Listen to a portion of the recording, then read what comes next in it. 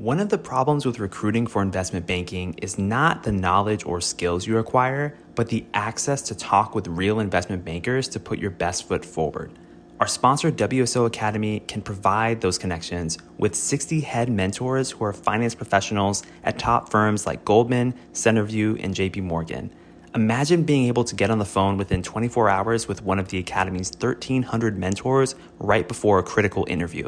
Get on the waitlist for WSO Academy today by clicking the link in the show notes or by visiting wallstreetoasis.com/academy. What is mezzanine debt? We'll find out today on Investment Banking Insights.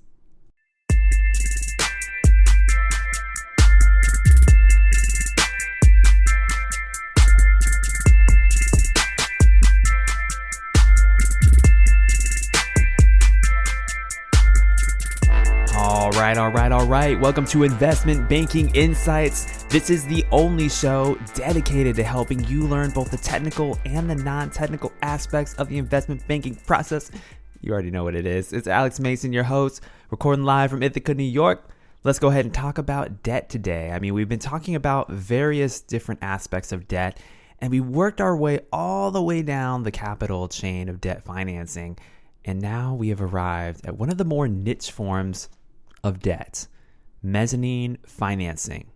Now, what is this? The word mezzanine, I had to look this up in order to understand exactly what it meant. It literally means the lowest balcony or most forward part of a balcony in a theater. So think of this as a sort of supplementary lower level of debt that corporations use. And as you could probably guess by now, mezzanine debt has some of the highest interest rates when compared to other forms of debt that we've mentioned in earlier episodes. So fundamentally, you've got higher interest rates. Also, the duration is typically longer. We know for term loans, we've just got a couple of years. For senior notes, we've got maybe a little bit longer. But for mezzanine, we're talking between 8 and 12 years in terms of the tenor or the duration of the debt. Now, like senior notes and subordinated notes, amortization comes in the form of a quote-unquote bullet. So the principal is due at the end of the loan's life cycle. And also, as you might be able to guess, this type of debt, mezzanine debt, is not secured. So no asset backing here for this type of debt. There's also call protection, so no early prepayments to help protect the lender and help them get their payments.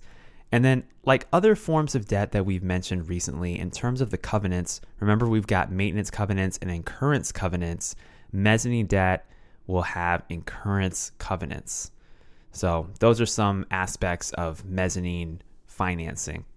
And there's one little thing that I want to talk about related to mezzanine debt that's kind of unique. It's a little bit different than any other form of debt that we talked about in the form of how interest is paid. So one way that you can have mezzanine debt is with cash interest payments.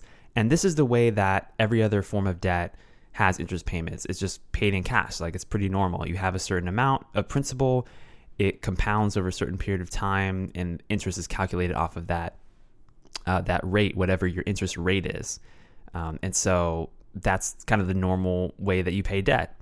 But one interesting aspect here is something called PIK interest. You can also have mezzanine financing with PIK interest. Now, PIK is PIK, and PIK, that stands for paid in kind interest. So instead of cash being paid for interest in the period that it's accrued, PIK interest defers the interest payments until the end of the period, the end of the life cycle of the loan. Now, you can see how this might work. It's really useful for borrowers in the short term because guess what? They don't have to pay interest over the life of the loan. They can save that precious capital for whatever they're doing in their business. But there's a downside to PIK interest. The downside is that the borrower ends up paying more in the long run because this interest, it accrues over time. It gets added to the principal balance. So in each compounding period, the interest for that new period will be calculated off of the new principal balance, which, guess what? It's grown because it now includes interest from the last period. So you can see very quickly how this can pose a risk to borrowers if they're not aware of how the math works. Their debt balance will build up more and more over time, with a large lump sum being due at the end that is higher than the amount that was originally borrowed.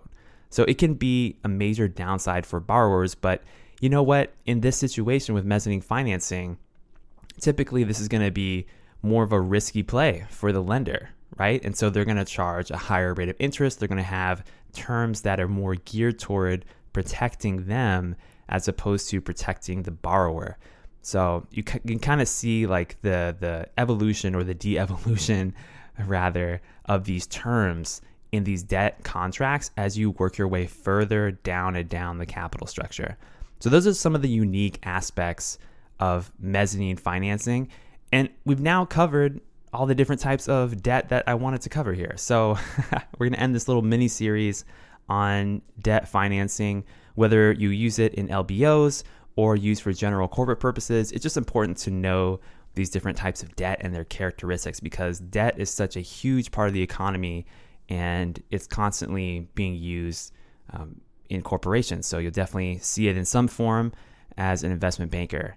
At least that's what it seems like based on the research I've done. So with that, thank you so much for joining me today on Investment Banking Insights. My name is Alex Mason. I am your host. Thank you for sharing this. Thank you for listening on Spotify, listening on Apple, wherever you get your podcasts. Thank you for sharing it with friends. Thank you for the 5-star ratings. I've noticed the 5-star ratings have been going up, and I really appreciate that. So if you enjoy this, rate the show if you haven't already. I'll see you next time.